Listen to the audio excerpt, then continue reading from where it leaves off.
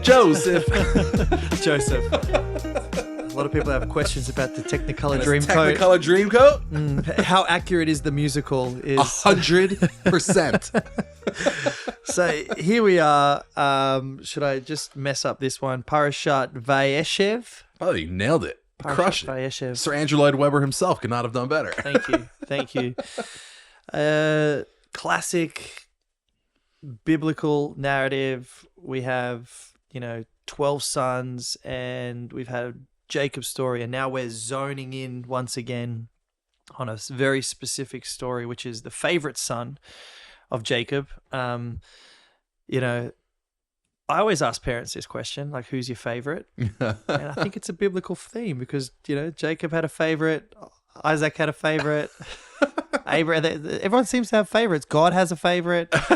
I don't know. I'm seeing a theme here, but we see early on that Jacob is the favorite child of Jacob. Not only Joseph is the favorite child. What did I say? Jacob is the favorite child of Jacob. This is going great.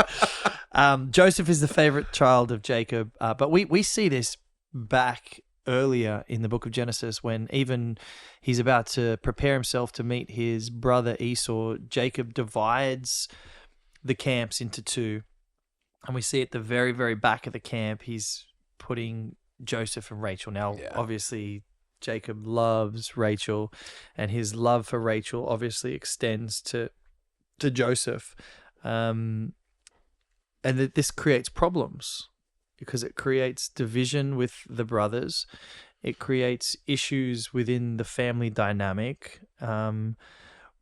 Let's first of all talk about this tunic that Jacob makes for Joseph. What is your take on, like, is Joseph become a knitter in his old age, and he creates this unique gift. A long-sleeved tunic is what I have in my Bible.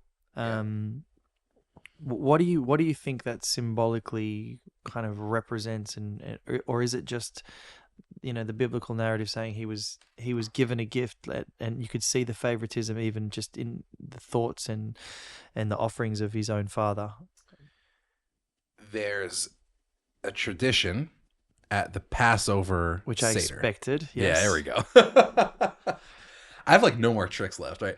So there's a tradition that at Passover, so from a biblical perspective, that's the holiday in Exodus 12, right? Exodus 12 tells us that as the Israelites are on their way out of Egypt, God performs one last miracle, the plague of the firstborn, and the Egyptians finally are cowed into submission and throw the Israelites packing out of the land. And the holiday that God commands Moses and Aaron to command the Israelites to observe forevermore is the holiday of the Passover, right? Where it's the holiday of freedom, right? Okay. So, and you're supposed to do that forever. Forever. It's a forever and the Bible says, L'dorotechem, right? For all your generations. The what the Bible describes in Exodus 13 as part of that is in every generation, parents will teach their children about the story of what happened. Okay. The question is what exactly that means, but the custom has become every single Passover for the people around the table to recite the story of the Exodus and basically of the enslavement in Egypt and eventually the Exodus. And the way that gets done is through sort of symbolic things that are supposed to involve the children and involve everybody participating to ask questions. We just talked in our last episode about how important questions are. One of the things that you do is called the karpas. Karpas is a green vegetable. You're supposed to take this either a green vegetable or a root vegetable, not clear.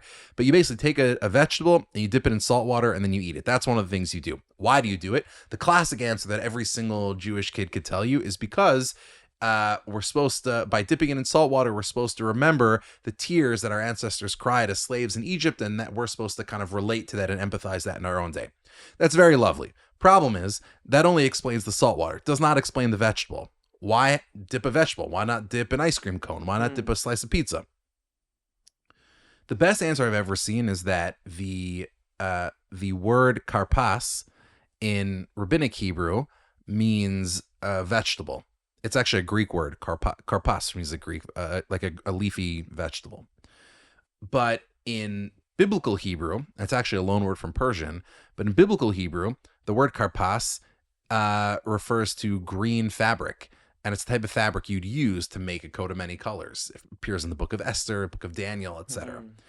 And and so what we're supposed to remember in the Passover Seder is Joseph's coat of many colors. Why, of all things, are we supposed to remember Joseph's coat of many colors?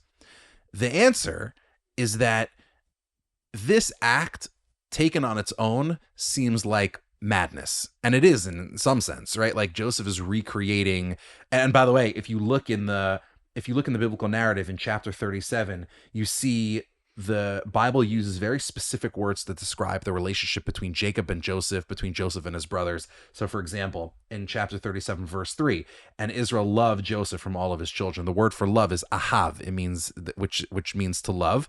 And then if you look in verse 3, and all the brothers saw that Jacob that their father loved him, ahav again, vayisneu oto, and they sanad him. Sana means to hate. Right? Now, there are other words in biblical Hebrew for love and for hate. The reason Genesis chooses those two words, ahav, sana, love, hate, here is because if you go back just a few chapters into the last episode that we talked about, those are the exact words that the Bible uses to describe Jacob's relationship to Leah and Rachel, right? Leah was hated, sana, and Rachel was loved, ahav, right? That same dynamic is playing out here again. So viewed in a vacuum, the act of giving a special gift to Joseph that he didn't give to his other children was just reinforcing this tragic dynamic. And it seems like an act of insanity. And yet, because of that one act, what ends up happening? The brothers get jealous. They sell Joseph into slavery. Joseph goes down to Egypt. Joseph has this whole rags to riches story where he rises to the top of society. Eventually, the brothers come down and they need food because there's a famine. And Joseph ends up, engineering this process by which eventually Jacob comes down to Egypt. And as a consequence of all of that, the Israelites, the children of Abraham, just as God promised, ended up in Egypt where they're eventually redeemed. And so it's actually that coat of many colors that's like that first step, that it's the first step in that process of bringing God's promises to fruition exactly as God had promised hundreds of years ago. And it gets to something that you and I always talk about, and that you emphasize all the time, that I've really thought about a great deal, which is you can look at any moment in your life and it may be a setback. It may be something tragic that happens. It may be something that, even if it's not sad, you just don't understand the significance in this moment. But if you have faith in God, if you truly have that covenantal relationship with God, that dialogue relationship, then you can realize that every single thing that happens to you is part of the story. And it's your responsibility to ask, where am I in the story, or how can I make the story better? And I guess this, this is the very kind of, this opens us up to the sort of the last kind of major storyline of Genesis, which I think the rest of Genesis is this storyline. Yeah, and I think that's really important for, readers of Genesis to see how we've gone from chapter number 12, where God says, okay, I'm going to establish a covenant relationship with one individual who's ultimately going to bring about this generation of people. So we start with Abraham, and now we're all the way in chapter 37, where this final story arc is going to start to be fleshed out.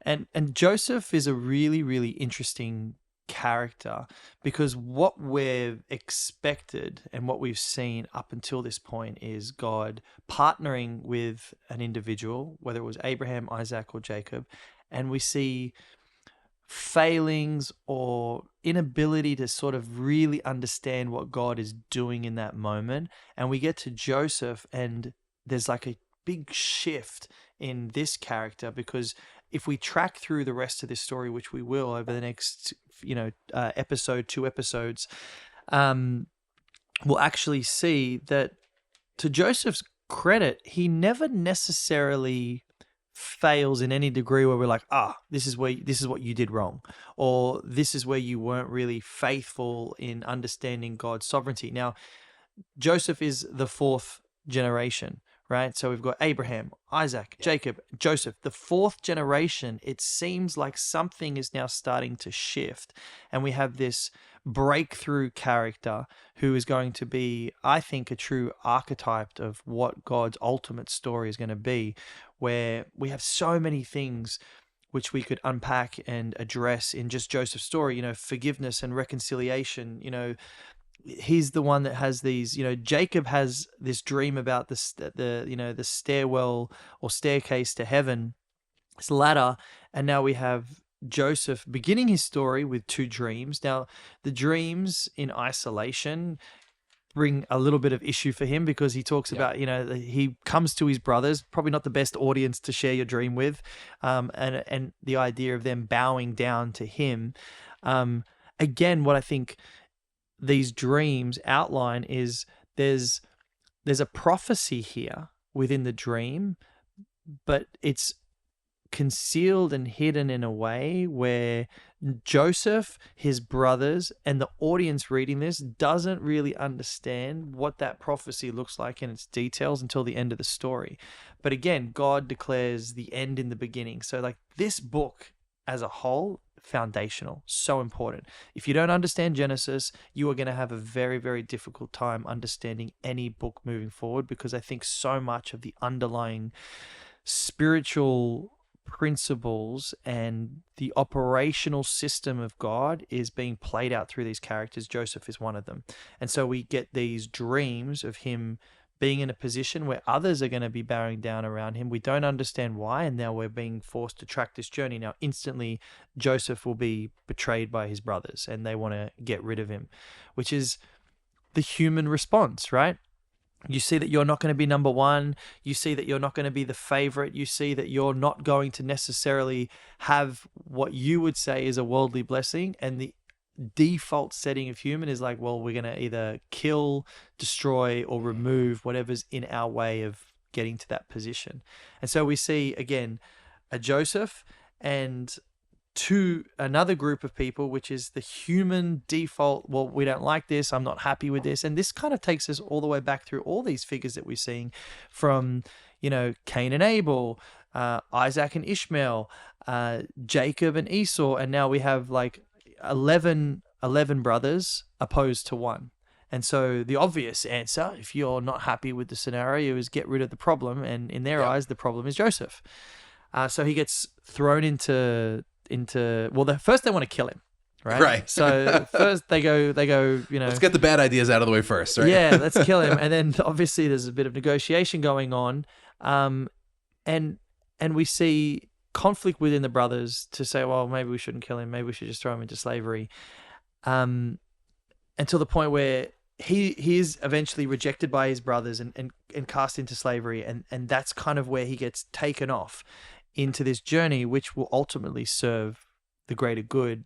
But again, I think the other thing is like, we see that God has an ability to work with man's corrupted ways in order that man might be benefit from. Even it's like you're trying to outsmart this sovereign being who is God, who is telling a story, and even your efforts to derail the story only works in his favor.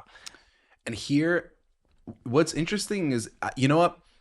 I'll put my cards on the table. You're not supposed to have favorite parts of the Bible, right? But this actually is my favorite part of Genesis, this stretch.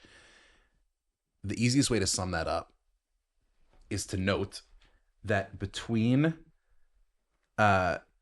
Genesis 35, which we talked about in the last episode, right? That's where God blesses, in 35 verse 9, God blesses Jacob and confirms that his name is Israel, etc. From chapter 35 all the way until the very end of the Joseph story, after Jacob has finally found out that Joseph is alive and is reunited with him and is preparing to go down to Egypt, which is where God speaks again.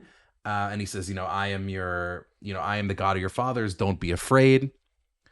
Between Genesis 35 and Genesis 46, God does not say a word. Nothing. Nothing. Joseph's entire life, you and I actually talked about this earlier. In one of the most ancient biblical interpretative traditions, it's in rabbinic literature. The Gospels are aware of it. It's in extra biblical literature. It's in the Dead Sea Scrolls.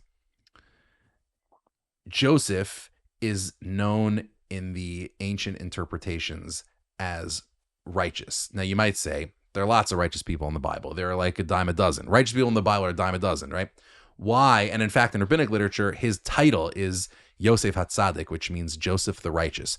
Why? Of all the possible people, the reason is because Joseph, in his entire life, is the first protagonist in the entire Bible who never speaks to God, ever. God never speaks to Joseph. He experiences the lowest lows and the highest highs of the human condition without ever having the guidance of God. Now, you might say, well, that's most people. True, but in Genesis, it's not true. When Abraham struggles, he has God. When Isaac struggles, he has God. When Sarah struggles, she has God there to reassure her. And it's the irony, isn't it? It's like God speaks the least to Joseph, and yet Joseph seems to be the most obedient and faithful. Joseph's ability to be steadfast, even in the complete absence of any explicit reassurances by God, is what makes him the most righteous. This is the part of Genesis where Genesis is putting us in a position where it says, okay, God needed to speak explicitly to Abraham, to Isaac, to Jacob, just to get this thing started. It's like a parent teaching their child how to ride a bike, right? You put on the training wheels at first. Now the training wheels are coming off. And for the rest of this book, God will be back in Exodus, right? But for the rest of this book, for the rest of this story, you're going to have to ride on your own. And in that respect, it's the most relatable part of the book because you're seeing human beings struggle and fail and triumph in the same way that we do. You have to understand this part of the book if you want to get anything about what the rest of the Bible is about. And I think the other thing is, the story is set up in a way where the reader should get to the conclusion by saying this isn't fair. Yeah. Like you should read Job and say, this isn't fair. Yeah. I'm not getting it. Why God? Why? Yeah. And again, Joseph, this isn't fair. What did Joseph do to deserve this sort of treatment? You have a couple of dreams, your brothers don't like you, you get a gift from it's nothing is necessarily his fault. The other thing I think that the Bible tells us is he was 17 years old when he he's meeting with his brothers, so he's young. I always try, and when I read details in the biblical narrative that outline an age or a specific detail, I always ask the question to myself, why? Like, why are you telling me he's 17? Like, yeah, you could have just said he's a young man. You could have, why it's 17? And sometimes it's interesting because even when you look at, Joseph was a shepherd. He was, favorited by Jacob. King David, if you do the math, and most scholars will agree that King David was probably 15 or more likely 17 years old when he fought Goliath. David was a shepherd. David was part of a bigger unit of family of brothers, and David was rejected by his brothers. He wasn't popular with his brothers. So we even see that there's relationships. And by the way, in both stories, the father sends the son out to meet the brothers who are shepherding, right? Yeah. In both cases, the brothers see them coming from afar and are like, who's this punk coming? It's a very clear parallel. Right. And so there's constant creation in Genesis story of these foundational, and I guess it reveals two things. It reveals for us to understand as we track along the biblical narrative to better understand characters by the foundational characters that sort of are presented initially in the book of Genesis. And it also shows the predictability of the human condition, right? And so we often think, I always find it interesting that we look at it, we live in a world where we've advanced beyond belief in terms of technology, but we're, as humans, nothing has really changed. You know, the only difference is we can get our information quicker, but the information we still receive or the information we still desire is by default really what humans were still doing 100 years ago. We're very simple in nature. Like, we're almost de-evolving when we look at our world. You know, we're living in 2024 and we have wars popping off all over the planet, and conflict between kingdoms and nations, just as it was in biblical times. And yet the only difference is the advancement in our weaponry and technology to fight one another, but we still fight with one another. Yep. And so, you know, that's why I think Genesis, once again, presents these principles, and it's almost like an accusation against humanity, because it should, by the end of this book, you should look at it and be like, wow, we're not so good. And yet this specific story of Joseph is highlighting an individual who will go against the cultural norms and expectations of any individual. Like, as we get to the end of Joseph's story, I think that plays out more and more and more, even to the idea where we get to the end of Joseph's story, which we'll talk about much later on, but where Joseph forgives his brothers when, you know, books in antiquity, this is probably the first time ever that the idea of grace or unconditional forgiveness will ever be presented. This is where it happens. You won't find, you know, the idea of forgiving someone who tried to kill you in any other ancient text, but it will be discovered in the book of Genesis, which ultimately, when you think about it, the idea of unconditional forgiveness to those who were against you and opposed to you is ultimately what every single human being has to seek for and desire with God, because we actually need that. We're not in a position of negotiation with God, and we're actually in a position where we're like, oh, I've actually done wrong according to your holiness and according to the fact that you are the author and creator of life. You have every right to tell me how to live and when I should live or what I should do, and I've broken that, and now I'm the one seeking some sort of forgiveness of grace, as we call it in Christianity, from a God that doesn't necessarily have to give to me. And this is the first place. This is the story, and this character Joseph will be the one that puts unconditional grace and forgiveness on display as we get to the end of it. And so now we're seeing how that pans out. But another interesting part of this specific portion of the Torah of Genesis specifically is when we get to chapter 38, which is divert. Now, yeah. Before we get there, actually, I'll say this: it's Reuben, who's the one who's like, oh, maybe we shouldn't kill our brother, and he's the one who goes back into the cistern where they threw him and realizes that he's gone. And we're like, oh, Reuben's not too bad, but don't forget, Reuben's the one who slept with Jacob's concubine. Yeah, so and that's the thing. Like, the thing is, Jacob's family is, if you just kind of read this text on the surface, and it's not an incorrect reading, a deeply troubled family, dysfunctional. Yeah, yeah, and in ways that if you've read everything that's come before, you know to expect now, right? You have sibling rivalry, you have jealousy, you have spouses that don't get along, all the things you know to expect. And then the Bible does this thing. It's like it was narratively revolutionary in the ancient world, but we recognize it now kind of from like modern filmmaking. Like, the Bible starts telling the story of Joseph, and you would expect, if this were any other epic in the ancient world, we're just going to follow Joseph down to Egypt, but we don't. Like you said, the camera quickly pans away, and then it stays on Judah.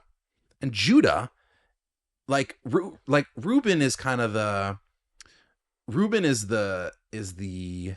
disappointment of what is it? Chapter 37, right? Yep. And it's just a side note. Yeah. It's like, FYI, Reuben slept with his dad's concubine. Yeah, right. Not cool. Reuben's the disappointment because he's the guy who, if you put together everything we know about Reuben, he's the guy who tries to fill his father's shoes but doesn't have the ability to do it. Correct me if I'm wrong, Reuben's the eldest, right? Reuben's the oldest. Firstborn of Leah. Yeah. Right. He should be the one who's the leader, right? He should be taking leadership stands. And in the end, he tries to fill his father's shoes by sleeping with Bilhah, and that doesn't work out.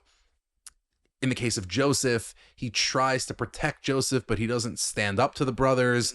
The one who really takes charge in a villainous way is Judah. Judah's the one who says, all right, let's not kill him. Let's sell him into slavery. And if you read that and you kind of don't know the context of the ancient world, you'd be like, well, he had mercy on him. Oh, no. We actually know a great deal from historical sources about what slavery was like in ancient Egypt. It was probably worse. Death would have been way better. Worse than death. Wow. Right? And so Judah is kind of like this horrible villain. And if you stop there, that is what Judah would be. Judah would be like the arch villain of the Joseph story. And you expect now the camera to follow Joseph, and eventually Judah will get his comeuppance. But instead, the Bible does the same thing we described an episode ago with Leah, right? Which is, you expect Leah to just be like the MacGuffin. Leah's just like that obstacle that that Jacob and Rachel have to overcome to consummate their love story. Judah is the villain that Joseph has to overcome in order to defeat Darth Vader or whatever it is, right? Instead, the camera pans over to Judah, and now we follow Judah's story. And the amazing thing about the story is, just like to set up the story, right? So it's a pretty weird one. I was going to say, first time reading this, I remember when I read it, I was like, huh? Come on, Bible.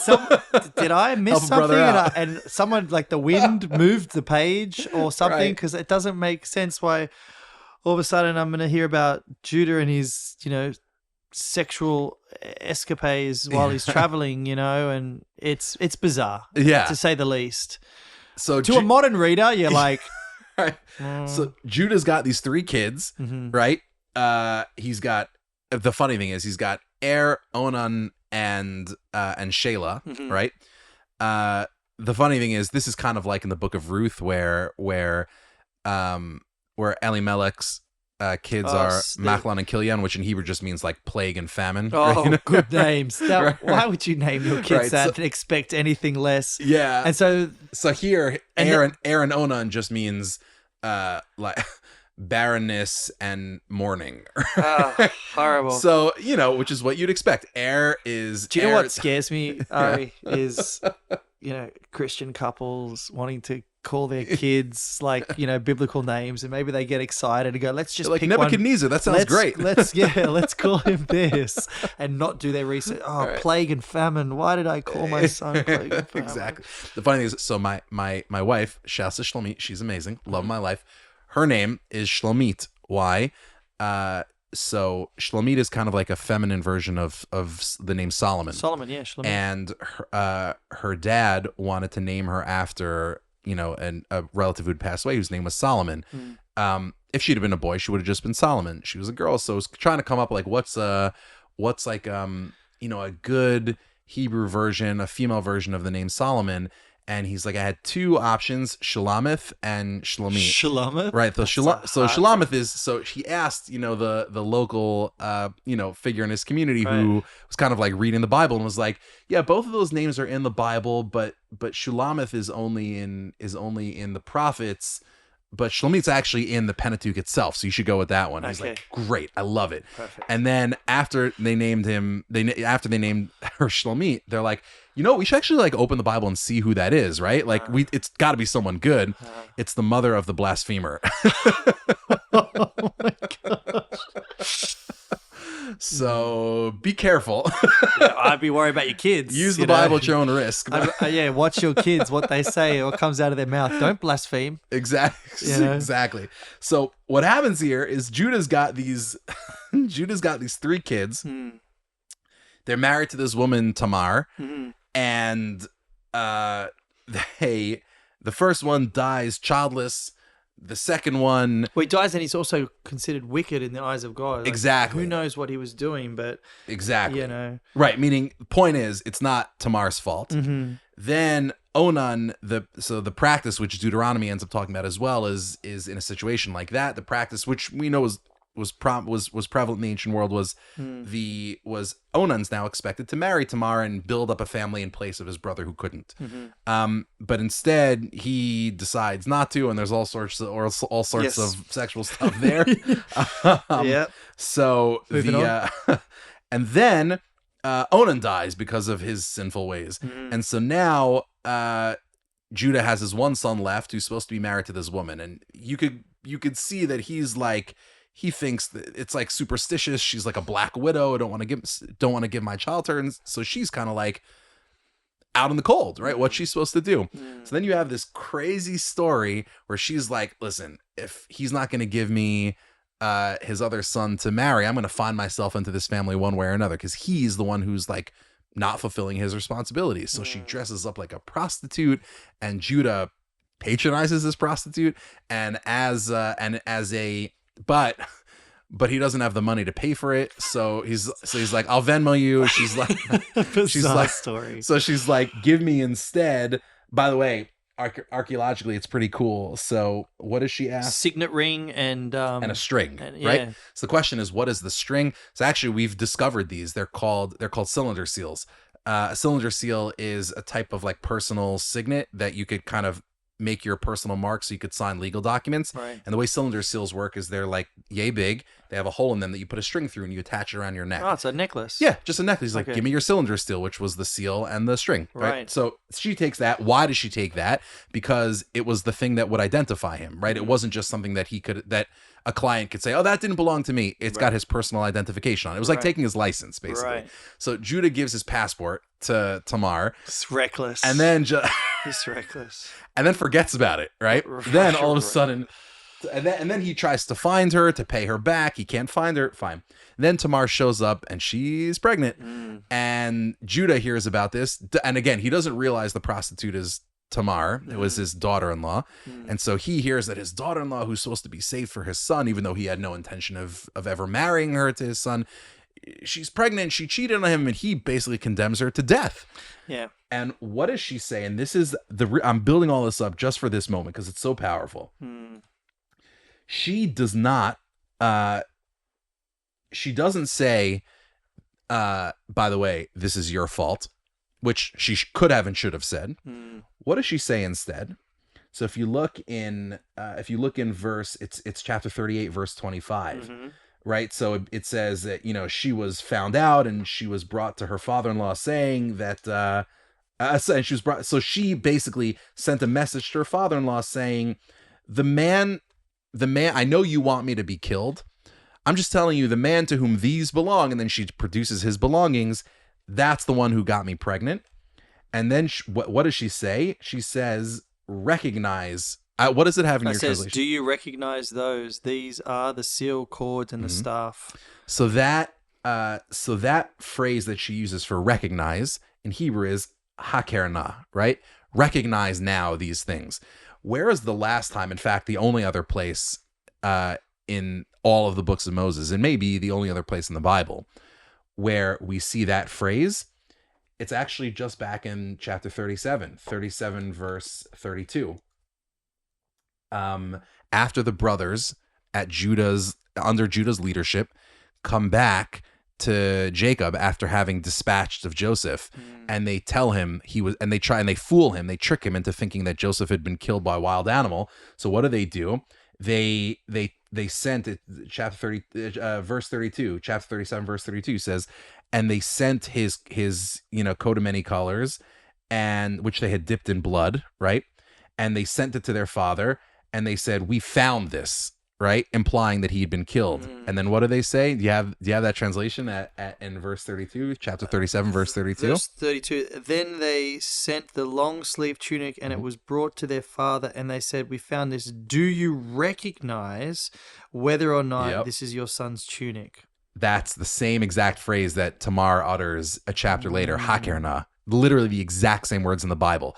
So the very words that Judah used to deceive Jacob and convince him that his son had been killed, those words are now being thrown back in Judah's face. And Tamar had no idea, had no way of knowing those were the words, right? This is ultimately God's hand above the whole story. But Judah is now getting a taste of his own medicine. Now, what Judah could have done, as, if he had been acting the way we'd expect a villain, a typical Disney villain to act, was he would have denied it and he would have killed Tamar, and that would be the ultimate act, the ultimate consummation of his villainy.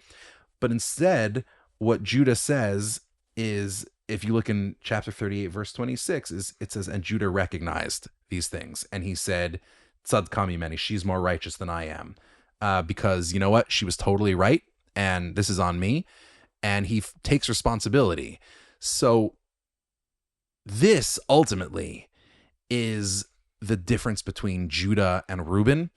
And I think it's ultimately why, when at the end of his life, Jacob essentially removes the birthright from Reuben and splits it.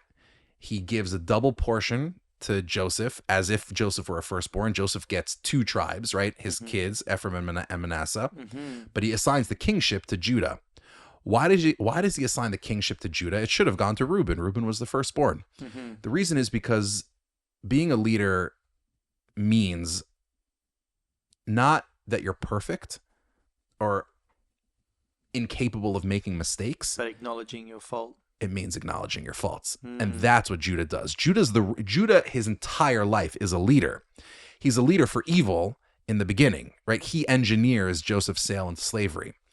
But over the course of his life, he slowly but surely begins to demonstrate his ability to be a leader for the good. And ultimately, we'll see this in 2 episodes, when Joseph summons the brothers to Egypt, and they don't know that it's Joseph. And he puts them in the same position that they were in so many years ago. And we could talk about why Joseph does this, but the fact of the matter is he does. Joseph puts them in the same position they were in all the way back in chapter 37, where the brothers are all together and they have an opportunity to sell their youngest brother into slavery in Egypt. Once upon a time, it was Joseph. Now it's Benjamin, right? Joseph has forced the brothers to bring Benjamin down to Egypt, and they have the opportunity to leave him alone in Egypt, and they can flee back to Canaan and be totally fine. Who's the one who approaches Joseph and says, "You can't have him, take me instead"? It's Judah. It's Judah, yeah. Right? Judah's the first person in all of Scripture to grow. That's why he's the leader. Well, and also to admit guilt. Yeah. I'm trying to think of another character that prior to this who has actually admitted guilt and said, I think Judah's the first. Yeah, which is huge progression in the story, because you know, I mean, we can take this all the way back to the garden scenario where, you know, Eve ate from the tree of knowledge and good and evil. She convinced Adam to eat from it. And when God shows up in the cool of the day and he says, you know, Adam, what have you done? He immediately says, well, she made me do it. And then Eve's like, well, the serpent made me do it. And so passing responsibility. Cain and Abel too. Cain and Abel. Am I my brother's keeper? Yeah. You never see people take responsibility for their sins. So, yeah, maybe correct us if we're wrong. Leave a comment in the comment section if there is one. But it seems that Judah's the first one to go, I was wrong. Yeah. And she is more righteous than I, which is a sign of true humility. I think it's very hard for people to swallow their pride and actually admit that they were wrong. He could have easily been like, well, you pretended to be a prostitute and you did this. I was mourning over the loss of my 2 sons. It was my wife. It was a difficult time. I was traveling. It was a long trip. Yeah, but he just takes it as I did wrong, and you're more righteous than I. And interestingly enough, the children that will be born from Judah and Tamar will be Perez, which will ultimately be the path that takes us to the messianic line, King David, and onwards. Yeah. And so, again, out of like the brokenness of humanity, we see God forging his way through the story, which will ultimately lead us to good. Then we jump back into Joseph. And now we're back. And again, it's like interesting because we see like the failings of Judah will now only highlight even more the success of Joseph, because we find, well, Joseph he'll be in prison, he'll be faithful, he'll start again the same thing that got him into trouble, which was the idea of these dreams that he had that he shared with his brothers, will also be the same thing that will ultimately get him out of prison, which is the interpretation or you know, this idea of dreams. And so we see that there's beginning to be more communication of God through dreams. It's not the first time in the book of Genesis where we see dreams coming out, but we are seeing it become more prominent towards the back end. And Joseph starts to interpret these dreams. I mean, what's also fascinating is that Joseph. So Joseph ends up in an Egyptian household where he is where he is without knowing it in danger, right? Meaning because he's totally vulnerable. He's a slave, and as we're soon going to see, his mistress kind of takes advantage of, assaults him, straight up assaults him. There is like a really fascinating parallel between what Joseph does in Egypt and what Jacob does back in Canaan, which is so basically the way the story sets up is Joseph becomes a servant in Potiphar's house. Potiphar is one of the officials in Pharaoh's court, apparently a pretty powerful one, and his wife kind of takes a shine to Joseph because Joseph, as the text tells us, and we talked about this in the last episode, is very good looking. Good form. Good exactly. Yeah. Exactly. Like his mom, as the Bible tells us. And she takes a shot at multiple shots at Joseph. And Joseph's reaction, if you look in chapter 39, verse 8 in the Hebrew, actually, I'm so curious. How does it translate that in the English? Yeah, it says, but he refused. Look, he said to his master's wife, the master doesn't think about anything in the house with me in charge, and everything that belongs to him he's entrusted into my hands. No one in this house is greater than I, and he has withheld nothing from me except you, because you are his wife. So how could I commit this great evil and sin against God? Yeah. That line is profusely powerful, because in Joseph's mind, he's not just committing a sin against his master's house and his master, Potiphar. He's actually committing a sin against God. That's the most remarkable part, right? Because you expect that sentence to end. If you've never read it before, you expect the sentence to go like this, because the whole logic of the sentence propels you this way. Right. It says, he trusts me. He's never worried when I'm in charge of anything. He's never held back anything from me. You're the only thing that he's prevented from me. And so how could I do this horrible thing and sin against, you expect him to say, and sin against him. Instead, Joseph says, and sin against God. That's the most amazing thing about Joseph, and the word that starts all of this. And in fact, in the 10th century, when the scribes and the scholars who are preserving the biblical text in an extraordinarily accurate fashion, it's like really amazing, are putting kind of musical notation, which are still used to this very day, when you read from the Bible. The note that is put on top of that word, and he refused, is what's called a shalshelet, which means it's the longest musical note that you could possibly read, and it's very, very rare. Only a few words in the entire Bible ever get it, because this is a key word. Why is it a key word? Because that word, which means that he refused, as in he refused her advances, that word appears only one other time in the entire 5 books of Moses, and it's again just 2 chapters earlier in chapter 37, verse 35, when it's describing Jacob's reaction to hearing that Joseph, as far as he knew, had been killed. And it says, and all of his sons and his daughters arose to comfort him. And then what does it say? And he refused to be comforted. That word for "and he refused" is the exact same Hebrew word that the Bible uses to describe Joseph's refusal of Potiphar's wife, vayima'en. It's the exact same word. Jacob is surrounded by his loved ones. He really, other than Joseph, he has everything. God's blessed him with everything. He has every reason to kind of live for the future, but he surrenders hope. Joseph has had everything taken from him. He has been torn apart from his family. He's been thrown into an impossible situation. And in that impossible situation, he's in an even more impossible situation. And notwithstanding any of that, every reason that he had to abandon his faith in God, vayima'en, and he refuses. And not he refuses to be comforted, but he refuses to give up his steadfastness to God. And even in the midst of this, like, he could have looked at Potiphar as his God. He could have looked at Pharaoh as his God, as everybody in Egypt did, right? But he doesn't. He remembers God, even in the darkest night. Yeah, and you know, the circumstances around Joseph, everything goes against him. Yeah. That he would probably do the opposite of what he does in this story, and yet he consistently continues to strive a path to honor God, which what makes him such a unique figure in the biblical narrative. You know, the verses where it says Adonai was with him and Adonai made everything he set in his hand to successful, is just like, you look at this and you're like, okay, Joseph is obedient to God, and God keeps him, and God makes everything sort of work in his favor.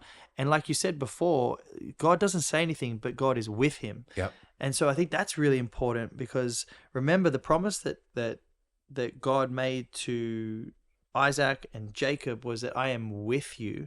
And we see that God is constantly being referred to, that he, and again in verse 21, but Adonai was with Joseph and extended kindness to him and gave him favor in the eyes of the commander of the prison, after he's been sent to prison, after he's been falsely accused. If this was the moment where Joseph would, you could just imagine Joseph sitting in a prison room going, like, it's just like, I've gone from a cistern to being a slave to being a servant, now going to a prison. Like, and like, imagine someone coming up to Joseph in that moment being like, God is with you. Hey, God's with you. He could have been like, F off, right? right, yeah, exactly. He's like, man, I would have had, my bed was much more comfortable. God is with me. Do you see where I am? Yeah, exactly. And so Crazy. I guess a lot of that helps the reader to understand that in the micro of a situation, you can't see the macro of what God's doing. Amazing. And so, you know, every single moment we see Joseph's life not panning out the way anyone would desire it. Like, I don't think anybody would sign up for Joseph's life if we only got to chapter 40. Yeah, You'd be like, I don't know. Seems not great. Rejected, sold into slavery, accused of sexual immorality, and then thrown into prison. Doesn't sound ideal. And so we find the integrity of Joseph playing out right next to God's sovereignty in the story for a much, much, much bigger plan.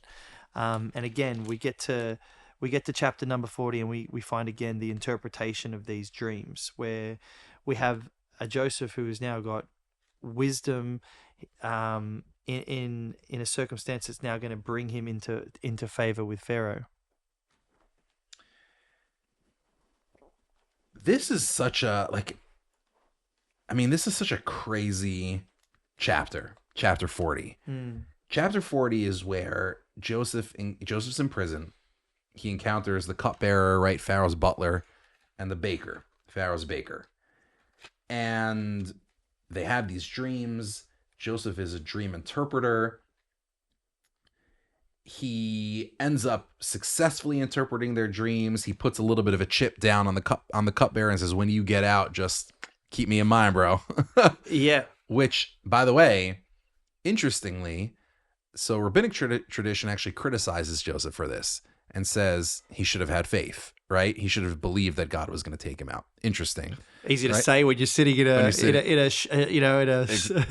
Torah hall. Exactly. But what's fascinating to me, like, it is amazing, like that. This actually is the one moment where Joseph tries to take his fate into his own hands, and it basically fails, right? Because the cupbearer doesn't remember him. I think that's what rabbinic tradition is really noticing, like that feature of the text. Like, God does not reward that part of what Joseph does. Right. But what's interesting is that this theme will appear again in Scripture, specifically in the book of Daniel, right? The book of Daniel also is a book about a foreign kingdom where the king has dreams and none of his advisors are able to interpret them. Like, we're going to see this in the next episode, right? But like, and they have to bring they end up bringing an Israelite, a Hebrew, in front of the king, and the Hebrew is able to interpret the dreams. So we'll talk more about that in the next episode, because there's the Scripture very deliberately draws that parallel. In fact, there are like over a dozen instances where Scripture uses words in the Joseph and the Daniel story that literally do not appear anywhere else in all of Scripture. So the Bible is very deliberate about it. But I'm fascinated by this idea that Joseph is, he's not a prophet, right? Because he never speaks to God.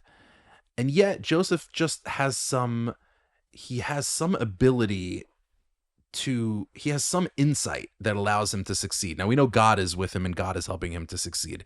But dream interpretation is different than prophecy, right? He has some ability, and to me, what I keep returning to, and this is, I don't have a good answer to this, is what is it that allows Joseph to be as successful as he is?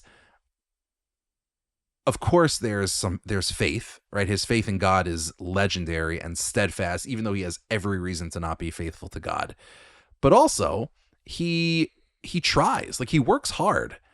And wherever he is, he never stops. Like I think of my grandfather, my father's father. He's one of the most productive people I ever met in my life. Like a first-rank theologian, an incredible scholar. He's university president. He's advising presidents and princes and all these things. He never slept. Like he slept like 3 hours a night and take like 10-minute cat naps during the day.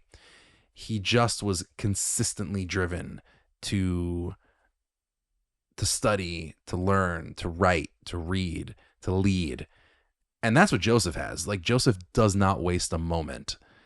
And sometimes I think we can fall into these traps of feeling like, well, excellence doesn't take a lot. You just got to believe, and you just have to, or you just have to read the Bible and then you'll be fine. And it's kind of, to go back to our best friend of the pod now, the lady from downstairs who we love, we talked about in the last episode.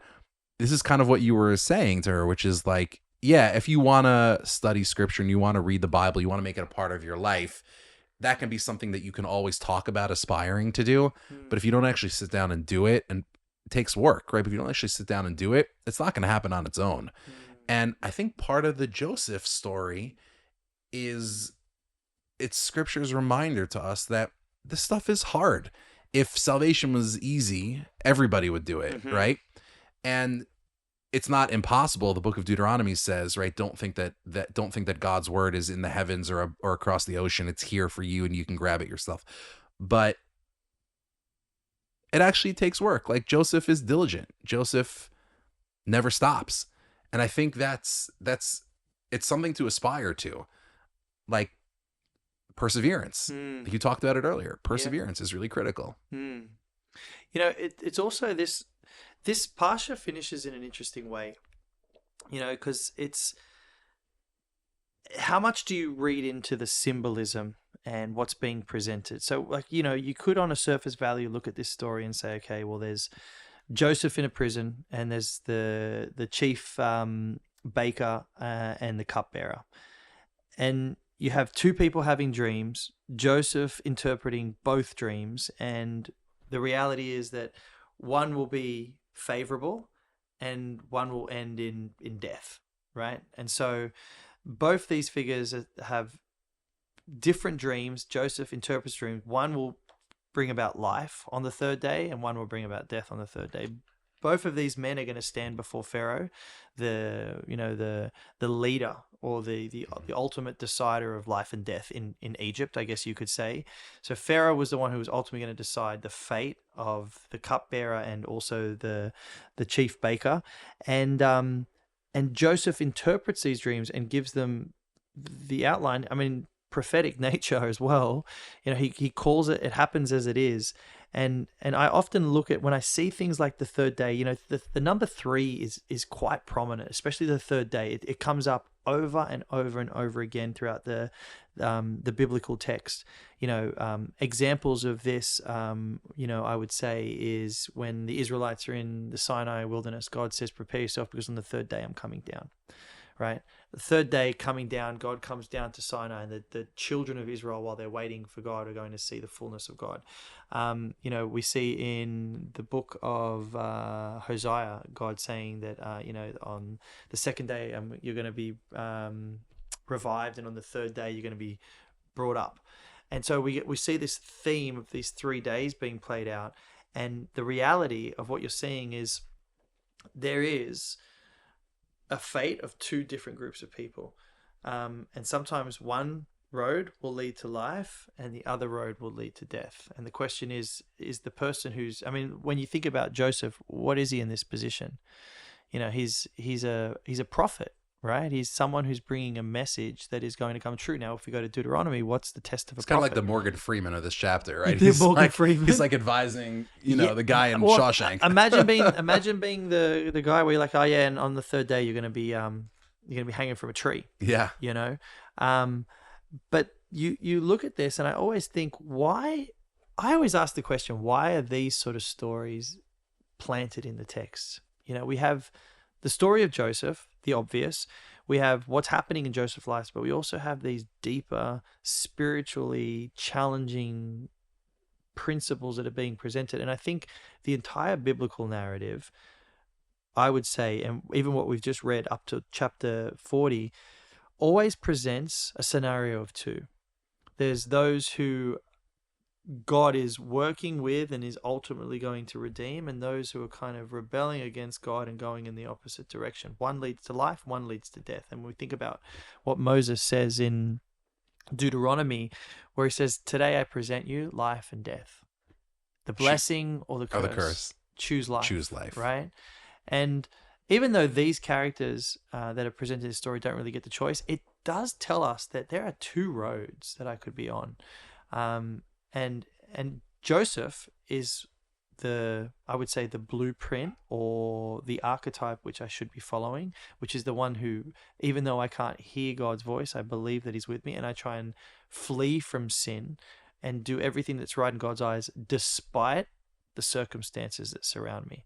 You know, out of all the characters, I think Joseph had the most right to just give up on the idea of God. Yeah. Even more so than Abraham, Isaac, and Jacob, I feel like Joseph goes through more personally than all of them in comparison. Undoubtedly. And less support. God doesn't talk to him. Nothing. Yeah. But the belief that he knows God is with him is what drives him through, you know, and I think that's probably one of the most important principles that we could take from this pasture, is that, like, your life may not look like what you thought it was going to be in the present moment. You know, while you listen to this podcast now and you're, you know, either on your way driving to work or you're, you know, alone sitting in your room and you're asking question, where is my life? I think the amazing thing about the back end of this Torah portion is that a lot of people could probably relate to not having a life that looks like they might have had it all on paper. Everything was like, hey, I'm supposed to do this, this, and this. And maybe the one ingredient that they were missing is a deep relationship with God. But you can see that in this story that what it seems is going to be the ultimate end for Joseph is only the preparation for something so much greater. You know, I even think about my own life when I think about the things that I was trying to achieve and pursue in my teens, my early 20s, and even my 30s, as now I'm about to turn 40.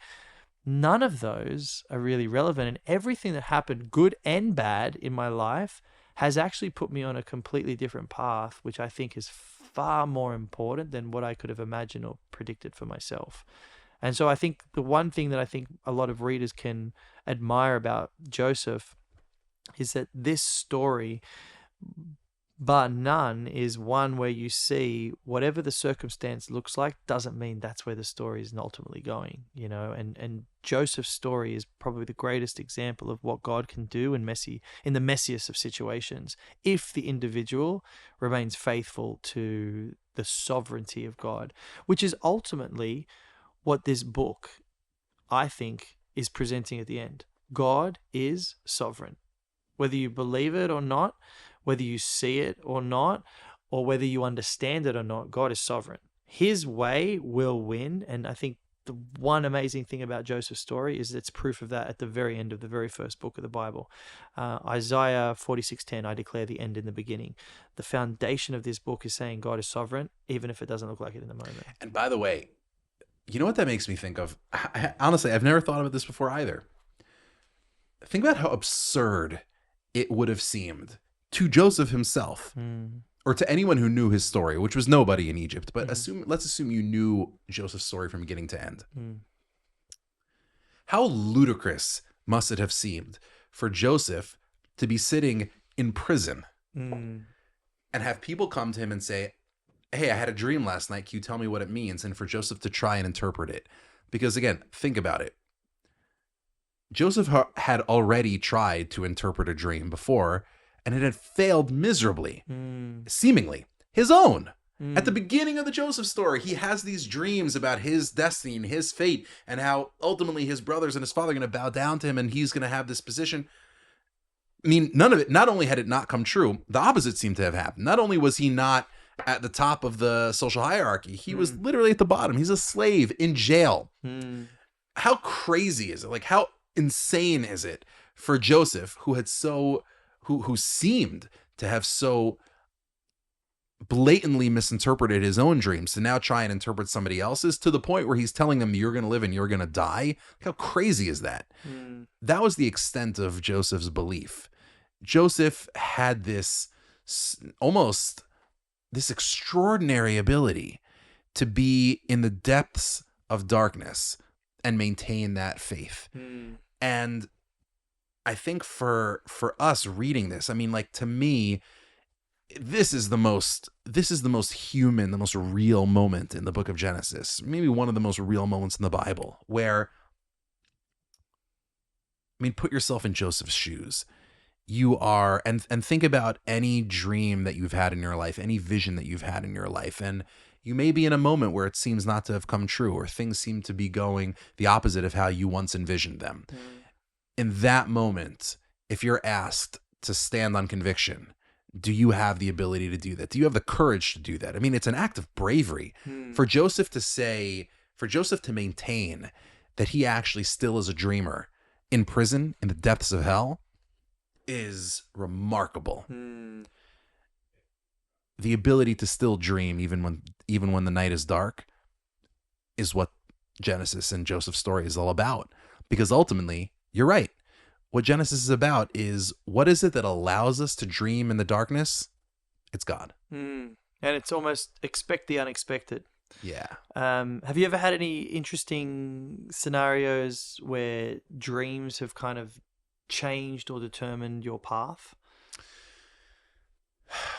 You know, I remember thinking, actually remember thinking early on, like, early on, kind of when I was in school, should I be a rabbi? Should I study scripture? Or should I be a lawyer? That was the choice, right?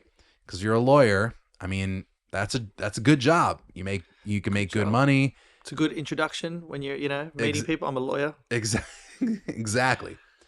And as a rabbi, it's suffice to say, it's not where you're making the big bucks, right?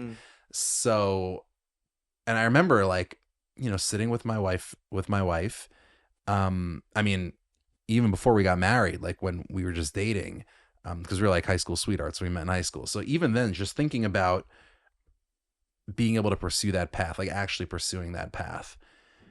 And actually, I'll tell you the moment that I made that decision was, I had a good friend. His name was Prashant. He was from Sri Lanka, and we were interning. This was when I was preparing to be a lawyer, right? I really thought I was going to go into law or politics or something like that. So I did an internship in DC, in Washington, and Prashant, Christian guy from Sri Lanka, and at the end of the summer, he said, hey, like, why don't you guys, as a celebration, come over to my apartment and we'll all have like a traditional Sri Lankan meal, and that'll be kind of the capstone event of the internship. And I said, I told him I couldn't because I keep kosher. And I said, listen, like, I said, let's like make it kosher is going to be impossible. And like, to get new utensils and this and the ingredients, it's just, it's like utterly impossible. And so I said, listen, like, thanks for inviting me, but like, whatever, we'll catch up next time. You guys have a great time. I'll see you guys tomorrow. And for the rest of my life, I'll never forget what he said to me. He said, absolutely not. He said, your faith is not going to be the thing that prevents us from being friends. It's going to be the thing that brings us together. So he insisted on going out, not just with me, but with every one of the other interns. And like a whole group of us, we went out to a supermarket. We bought kosher ingredients. We got new utensils. He cooked it in my apartment, and he made what probably is like the first kosher traditional Sri Lankan meal in like, I don't know, 800 years, right? Absolutely delicious. And I remember thinking in that moment, this is what I love, right? Like the ability to use your faith as an opportunity to bring people together and to set a good example. Like that was what he showed me was possible. And over the course of the next couple, now the reason I tell that particular story, because like the easy way to tell that story is to say, in that moment I decided I'm going to be a rabbi and I'm going to be a teacher, right? But that wasn't how it happened. Over the course of the next couple of years, I still struggled. I knew what I wanted to do, but I also was deeply afraid of embarking on a career like that. And being a lawyer is just safer. And I'm smart enough. I could have done all right on the LSAT at least, right? And it was just a course. It was a slog over the next couple of years of trying to remember the why, of trying to remember the reason why I get out of bed in the morning is to serve God in this particular way. And being able to study scripture and study God's word and try to divine what God's will is for us and for my community. That was what I knew I was called to do, but being able to actually pull the trigger on that was a long, complicated process. And I will say there's a reason why Joseph to me is really the most inspiring story. It's why I said earlier in the episode that this is my favorite story, maybe in the Bible, because Joseph is just that person who never gave up on a dream. And he had so many setbacks and so many reasons to abandon hope. And even though you see there are times where he like comes close, right? So Potiphar's wife speaks to him every day. And when you read the rabbinic tradition kind of imagines that Joseph kind of had this like internal struggle. Should I surrender? Should I not? He had so many reasons to give up. And yet he always found that way to maintain his North Star. To me, that's really what it's about. Now, what about you? Like, do you have those moments of like dreams almost foiled? I have one. Yeah. I have a dream story. I still really don't know how to make much of it. So I'll tell the story as it is, and then I'll leave you to interpret what this means. You got to ask Lady downstairs. Yeah, go back down to the lady downstairs. So I'm in the Galilee. I'm with my tour operator. We're organizing my next tour. This was, pre October 7th. I think it was it must have been 2019, it was 2022. And we're in the process of organizing, and I've become quite well known for my support of Israel at this point. So I'd started to receive a few death threats from pro-Palestinian supporters, as you do. As one does. And so, I always have in the back of my head, okay, well, there are people that do want to hurt me because I support and stand with, Israel and their right to not only exist, but to defend themselves in the land that God promised them. And so we're planning out this tour, and I wanted to take this specific group to Shechem, which we've talked a little bit about over the last few episodes. And I wanted to take them to Jacob's well. But it's a risk because it's in Nablus. It's in a part of Israel which is underneath the Palestinian Authority. And so I was talking with my tour operator, thinking, who's going to recognize me? Well, we'll sneak in. Worst case scenario, like, maybe I'll get some sort of security. But the only security that we could kind of get is Palestinian security, right? You can't really get Israeli security going in there because Israelis aren't allowed in there. So I'd have to get Palestinian security. And we're asking them, okay, well, what's the, how much are coming? How many security? Will they have weapons? Blah, blah, blah.